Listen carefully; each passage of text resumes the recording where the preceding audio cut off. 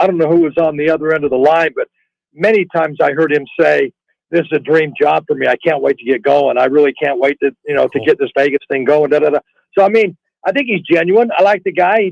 He seems very personable. So we'll see what happens in terms of wins and losses and getting this thing rolling. Yeah, it's funny. I, like, a lot of people in media and especially outside of Vegas, and they know I'm a big college basketball guy, and they're all asking me, like, Josh Pastner, huh? Because they know he did pretty well at Memphis and then didn't do so well at Georgia Tech. And they're like, is that really a good hire? And I was like, well, for what UNLV needs, yes. They need to energize the program. They need to get people fired up at all levels. They need to get crowds back out there. And I saw his whole thing where he was talking about the crowds. And I'll tell you, something to be impressed with, Chris, is that Eric Harper and Team Harper and the powers that be at UNLV, when they see things they don't like from previous regimes, they will outright give a laundry list. You can tell what they tell new coaches needs to be fixed, and these guys come out. Now, Barry Odom wasn't Josh Pastner in terms of, the energy and over the top. Like, Pastner's crazy, but Odom went down kind of the same list, and that was what I was impressed with in your interview. Pastner came right out and made a case at all levels for support. You got to come to games. Yeah, and that you mentioned it too. We were at those games where if it gets to the point where there's apathy, there's a point when, say, let's just go back to Spoonhour and Lon Kruger and Bano, whatever. They might have been critical of the program. We don't like this. He's running this. They got to start running more. They're standing around too much, whatever. You can criticize, but when it becomes apathy, then you're in trouble, I think, because then people just don't care. And I almost kind of felt that this year for sure, and then started it last year where people, because, you and I meet a lot of sports fans out in the community, and when they're just indifferent, they don't even care, well, then you're in trouble, because if apathy seeps in, then it's dead. Then you're just in big-time trouble. Now, here's the tough question. I went back and forth on this one during the year. If they win, how much do they need to win? Is 22 wins and making the tournament enough to consistently get 10K on average back in the building? And when does that happen? How soon can that happen? Well, it's funny you mentioned that, because we were just over at the new college basketball crown that's being played this week at the MGM, and the semis and final is at T-Mobile Arena. I went over to watch the University of Utah in Butler, and there were 4 guys playing for the Utes that are in the transfer portal. It's just crazy. This transfer thing in the NIL is nuts. So when you mentioned how soon it can happen for UNLV, I would think it wouldn't take that long when you think of all the connections. Well, first of all, just more than 1,000 recruits out there in the transfer portal. I mean, there's guys that are coming off Sweet 16 teams and national, NCAA tournament teams. BYU, for example, this Elijah Crawford coming off a terrific Sweet 16 year at BYU, and everybody's fired up in Provo. Well, he's in the transfer portal. Mm-hmm. So I think that for Josh Pastner and the portal, I think that's the best thing ever. Now he's losing all his team, but you know what? Can he go out and get better guys? There's a lot of talented people out there now. So you can go out and mix max and get these different players out there. So I think if he could do that, like you were saying, next year, if he got 22 wins and made it to the tournament, they'd be thrilled. People would be going nuts, because what has it been, 2013, the last time they got there? So I just think if somehow you could squeeze into the NCAA tournament, who knows what happens, even if it's one and done, you would see some direction. Hey, things are moving in that positive direction. But it's going to be interesting. Another thing, let me just bring this up real quick, Steve, if I can. The interim coach for the University of Utah, I asked him about the transfer portal and all these guys moving, in and out of programs and so forth. He said, guys that chase the bag are starting to get burned. He says you chase the money instead of the right fit or the right institution. I think that's happened to some of these guys. So I thought that was an interesting soundbite from this interim coach at Utah, that, you chase the bag, you're starting to get burned by the bag. So we'll see what happens.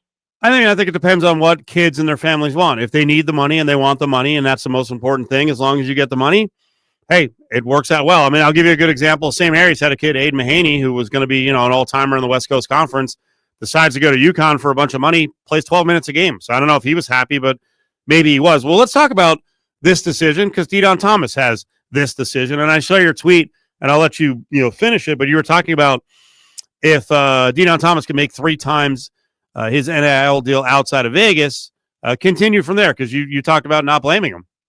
Yeah, I wouldn't blame him. I would never blame an athlete for getting as much as they can, but you know, and Lon Kruger used to always say this too. He told me this many times. Sometimes the grass isn't always greener on the other side. Now, you mentioned the money. I will never, NFL, college, anybody that go out, NBA, anybody can go out and get the money. I'm all for that, for sure. But is it the right fit? Will he play? Will he be happy if he's making $200,000 more over there and he's never playing? Will he actually be happy? He's getting the money, but he'll get the money down the road perhaps. So I'm just kind of wondering. That was my thing. I'm happy for it. If he gets 3-4 times, go get the money. It's just that now if you put all that money into one player, that was kind of my tweet. If UNLV in the past put all that money into one player, like for example, Pastner, can he go out and get the other players that he needs to complement that star player? I don't know if they can with the money situation as it is right now.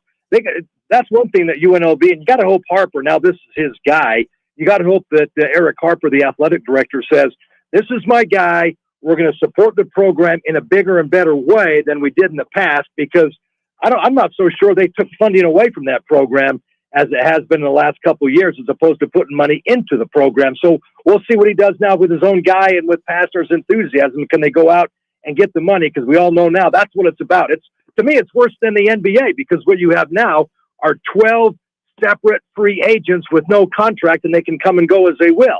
In the NBA, at least you know that, hey, this guy will be here next year for sure, because his contract is for 5 years, and we got him for at least maybe one more. But I think it's crazy. These coaches are re-recruiting these players, each and every one of them, every single year, and they're all free agents. Chris Maathuis, Channel 8 News Now. Sports Guy is with Cofield and Company.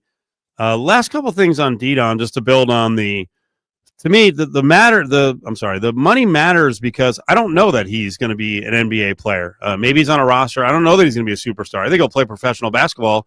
So we kind of have to take that into account. And, for fans out there who could get mad, if I were Dedan, I want to play in front of crowds. And I've already got to consider the X factor of, do I like Josh Pastner? Can he get better players to play around me? And can anyone guarantee me that next year there will be crowds? And I don't think anyone can guarantee that. I will tell you, if he goes to Florida or Gonzaga or Kentucky or whoever else, he's playing in front of people. Yeah, that is for sure. What they have here on the average, maybe 3,000-4,000 a game in an 18,000 seat arena. Yep. But you're right. If he goes to anywhere, Utah, BYU, Gonzaga, any of these places, Oregon. Now, maybe he doesn't get as many minutes, but does that matter? He's getting the money. So it's totally up to him, because he'll get paid somewhere. Chris, have you talked to people around the school, around town, about this one in terms of funding and getting more money into the program? And I do believe they have more money coming in. I think they showed that with the football hire and a big salary with Dan Mullen, and I think we're going to find out the NIL budget for football is pretty sizable. I think that's going to be there for basketball, but how monstrous could it be? How monstrous could the NIL be for basketball if all these casino sponsorships were, I'm not even going to say allowed. So my question at the beginning was, have you talked to people? Is there something keeping them? Is there some loophole they've got to find from getting money from all the gaming in town? We've had Bill Paulus on, who's kind of in charge of the NIL for UNLV and distributing and gaining and gathering and pleading for people to put money into this thing. And there is some, I can't remember exactly what it was, but there's some rule stipulation that you can't go directly to a casino and have them sponsor. But there is kind of a loophole that they could start to work, I believe, around that, where they're doing it not for the MGM or the Caesars or the circuit, but they can get around that somehow. I think that's what they got to figure out what to do. How can we kind of get around that? What can we do? What they ought to do is just say, hey, are there rules against some sort of patch? Are there rules against some sort of, patch on the jersey, on the on the shoes, whatever, somewhere where they can start selling like NASCAR, all those goofy logos. You have these guys filled up with logos. Now you can't do that, but can you do something like that where you can promote your product on a player's jersey, a warm-up jersey, right, something that's not maybe official when the game starts, but you can do it prior to, because there's so much money in town. Another thing I always say, Steve, is are the UNLV people, the people that go out and are responsible for gathering this money and getting these big dollars. Have they talked to the new money in town? You know, you always hear the Finleys and all the old money and so forth, but have they gone out to the Bill Foley's, the general manager of the new Fanatics warehouse, the new general manager of either one of these gigantic Amazon warehouses in town that they got to be rich? Have they gone that way to? Now I know Mark Davis gave $1 million to the football program and they had the big thing there. Have they gone back and said, hey, can you do something else?